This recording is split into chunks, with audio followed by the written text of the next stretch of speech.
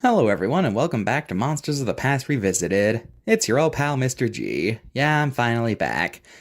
It's been a while since I've been the host of these, hasn't it? Well, let's get to today's subject, because, quite frankly, it's a bit of a beefy one, and even better, I managed to get some special guests for this episode, so hope you're excited for that. Anyway, let's get to today's subject, extinct elephants. Now, elephants today are some of the largest animals on land. Well, I mean, I say some, but they are the largest animals on land. What?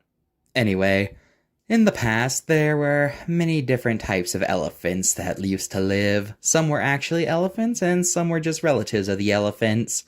And that is what our video is about today. Elephants of the past.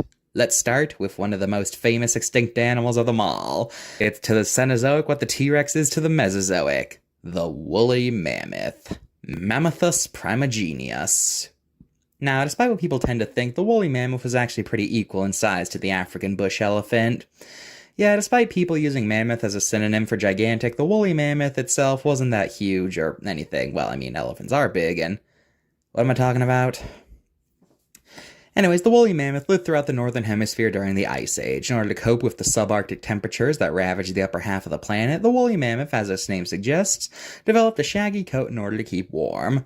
The best way to describe their role in the ecosystem and what they were like as animals is that, basically, imagine an elephant in a tundra environment.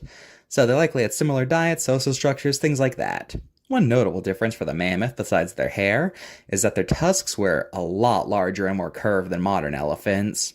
One theory as for why this is that they could have used their tusks like a snowplow in order to get the white stuff off the ground to find food or navigate better, like if they were caught in a blizzard or something.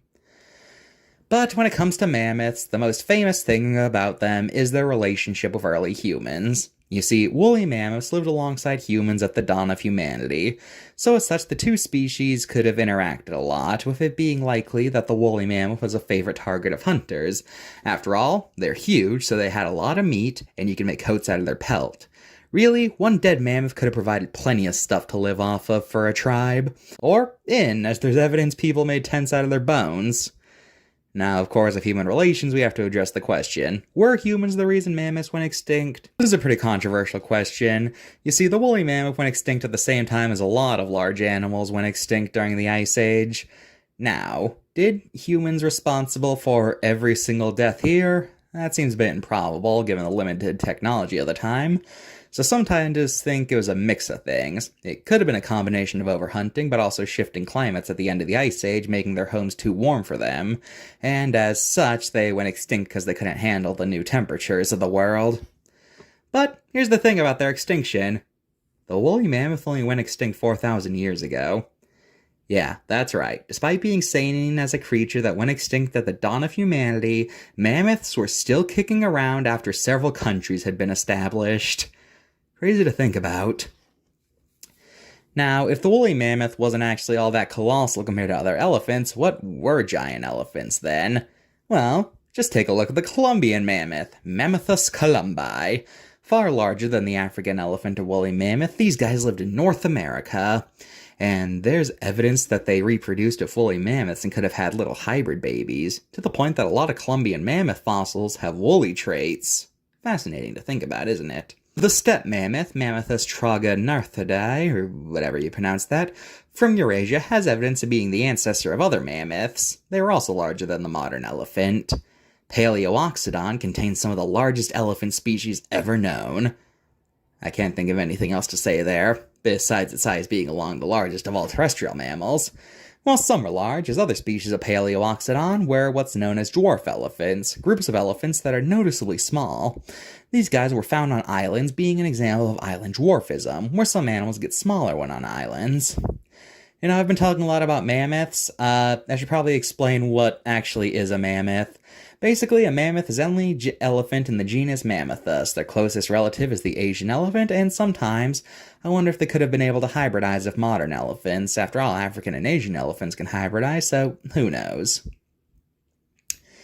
Now, the thing with mammoths is that they were indeed true elephants, but there were other creatures that are associated with elephants but weren't true elephants. They are part of the same order as elephants, but they weren't part of the elephant family, if you catch my drift. The most famous of these pseudo-elephants is the mastodon, which means a nipple tooth. Yeah, get it out of your system. Anyway, these guys, smaller than the bull African bush elephant, were a major find when they were first discovered in the early 1700s, being the first major extinct animal remains to be found in the US. Because of that, some argue that they should be considered the national fossil of the United States, and their remains were quite the common occurrence in museums at the time. It was really the first animal that people started obsessing over to this much of an extent. But of course, once dinosaurs were discovered, Mastodon kind of got lost in the shuffle. Dinotheria means terrible beast, and it's easy to see why, because this almost looks more like something than Dungeons and Dragons than a real animal. As you might have noticed, their tusks face down, and they were huge animals, being some of the largest terrestrial mammals to have ever lived. One notable thing about Dinotherium is that they would have been contemporary with early hominids. It's kind of fascinating in a way that us and elephants have always been side by side in a way. Really something to think about. Now let's go a bit back in time with the early elephant Platybelodon, shovel-toothed. A very odd-looking creature that had a strange mouth. For the longest time, it was believed they used these strange jaws to dig through the swamp to get at marshy plants, but further studies showed that it's more likely they used these mouths as axes to strip barks from trees and pull up plants, things like that. Muritherium, beast from Lake Muris from the Eocene, is a very early and proboscian. These guys looked a lot more like tapirs than elephants. Yeah. Overall, elephants have one of the best documented evolutions, as we have a great idea of what the progression into what we have today was like.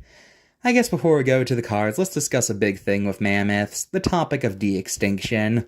You see, we have a lot of DNA of mammoths thanks to frozen corpses and other remains, so theoretically, we could put their DNA in a living elephant to bring mammoths back.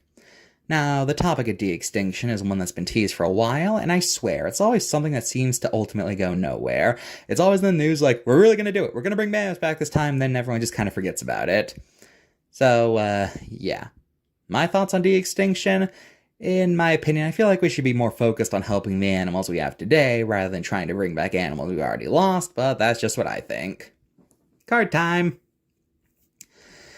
The woolly mammoth's mostly good. After all, it's hard to mess up mammoths. We have so much stuff from them that I genuinely think you had to actively trying to mess up mammoths. Anyway, the date given for it is wrong, though. As I said before, mammoths are a lot more recent of an extinction than that, so 9 out of 10. Platybelodon, this card's from the swamp creature era, so 9 out of 10 there. I can't actually find anything wrong with the Columbian mammoth, good job.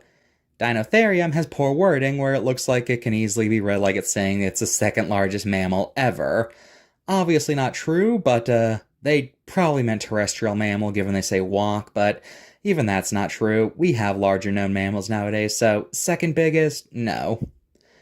And the Mastodon card is so frustrating. It could have been perfect, but they just had to throw in the fun fact claiming that they're the ancestors of elephants. Way to trip at the finish line. 9 out of 10. Well guys, I think it's time to introduce our special guest to wrap this video up. Please welcome the cast of the Ice Age movies. Hey guys, how's it going? I'm Mandy the Mammoth from the movie Ice Age, and welcome to Mr.G Productions. You need to subscribe right now. Wow, isn't that incredible? After 20 years, he's still got it. Hey guys, I'm Diego. Hopefully in Ice Age 6 will actually have plot relevance. Ho ho ho, and the whole gang is here. Sid, what do you think about this? It seems today that all you see is violence and movies and... Whoa, this is a family show, buddy. You can't say that word. It's great, It's great to have you guys all here. What do you think of my show? Quite frankly, I'm glad to have a show in this day and age that people can actually watch in a respectful way that is not always bogged down by controversy. Oh, Manny, you are absolutely correct. You know, Garrett, I think you're right. I think we all need to change our ways for the better and if we're gonna fit into Mr. G Productions more. That is why I have a special announcement. Oh, Catherine and I are getting married. Oh, wait a minute, something's not right here. Ice Age is just a movie. How are the characters here? And wait a minute, Catherine would never even go out with Eric. Something weird is going on here, and I intend to get to the bottom of... What the heck? Where the heck am I? Wait, if that was just a dream, how are we seeing this? You're welcome.